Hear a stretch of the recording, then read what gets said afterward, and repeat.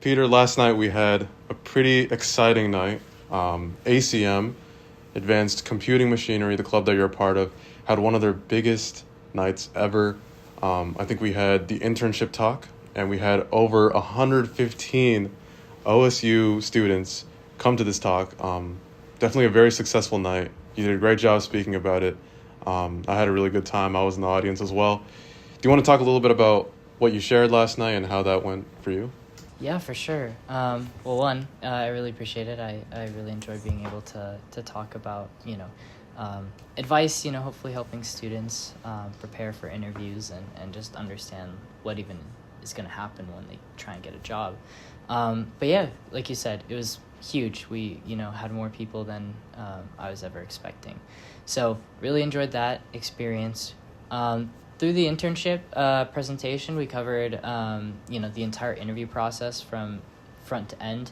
What happens, when you apply to a job, what happens when you're getting, tested for the job using an online assessment.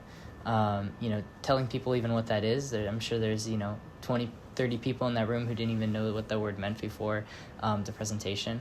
Talking about behavioral interviews and technical interviews, and then, talking about how to prepare for them.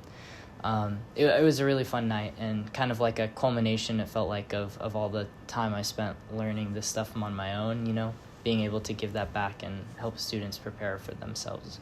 It was really fun. So I think you covered a lot of different topics. Most of them were, of course, the interview. I really liked the flow chart you had with the different pipeline and how you can kind of secure that. You want to talk a little bit about that flow chart and like just the basic, structure of how this process works of getting internships. Yeah, for sure. It's funny because, we were talking a little bit ago about Steven. Steven's actually the one who told me to use that on every transition slide. I had one picture on the very beginning where you saw where the original one was. It was just the small image on the page, but he said he really liked how it showed each of the steps going down the internship, pipeline. But just to give you a visual representation or a verbal representation of it, it looks like kind of a cone or a filter, and then it breaks down each of the steps into 4 different subcategories. So there's like the initial application where you talk about, your resume and how to make it impactful to a recruiter, someone who can really only take like 20 seconds to really understand who you are, make you stand out. Then you kind of move on, like I said, to the online application or the online assessment where you're basically using your coding skills to give yourself a chance at getting an interview. And we all know, OSU students are very capable. They're going to make it past that. So talking about when they make it past that, how they're going to prepare for the technical interview, like the skills that they need to, communicate their entire thought process throughout the coding question. And then at the end, when they, use their communication skills to pass the behavioral interview, how they can tell what their evaluation is by their interviewer, and then eventually, like I said, get that 6-figure salary. Yes, sir. I know you talked about how the entire process works, but do you want to discuss maybe like how you can even get the interview in the first place, how you can prepare yourself and get that resume up to scale and up to par? Yeah, for sure. Yeah, so there's a lot of things, people say, and I can only speak for myself, but I think the number one most helpful thing that's improved my resume has been my projects and any extracurriculars that I put on. For example, being an officer of a club is really helpful. So anyone who's interested in being part of a community and showing their interest in computer science outside of the classroom, that's going to be a great way for you to authentically show yourself to an interviewer, a recruiter.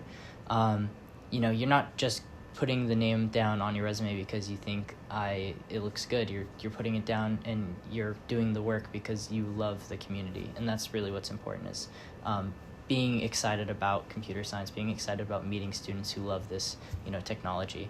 The other thing is the bullet points. Obviously, I talked a lot about this, the XYZ format. It's more about your communication of why what you're doing is important.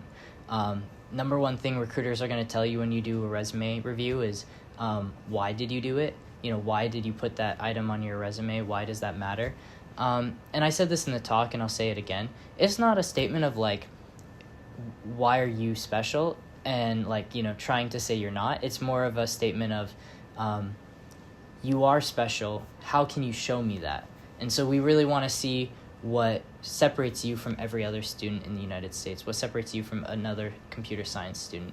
And so that XYZ method is, doing something, which is X, with a measurement of Y. So, like, using a decimal or, like, a percentage, I mean to say, and then why it matters. So, like, I think I gave an example is, like, I increased user retention rate by, like, 56% on your homepage by implementing a widget with React, Perfect, yeah. Yeah, those are things that you can really do to improve your resume.